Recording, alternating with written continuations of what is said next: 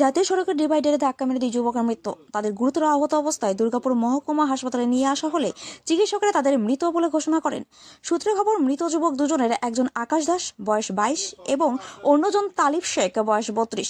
Police সূত্রে জানা গিয়েছে, এই দুজন একটি বাইকে চেপে রাত্রে মুচিপাড়ার দিকে যাচ্ছিল। সেই সময় রাতে বিপরীত দিক থেকে আসা ডাম্পারের তীব্র আলো চোখে ধা দিয়ে যায়, যার ফলে ডিভাইডারে ধাক্কা মারে।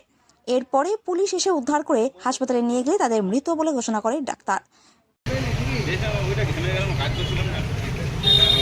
টিফিন করতে যাবো, ভাইয়ের কাছে নেবো পয়সা।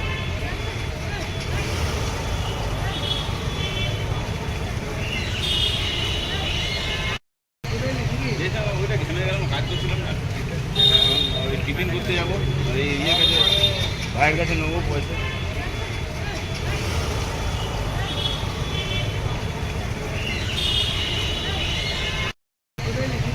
ওইটা ঘেমে গেলাম, কাজ করছিলাম না, টিফিন করতে যাবো, ভাইয়ের কাছে নেবো পয়সা। Bureau report, day 21 news TV.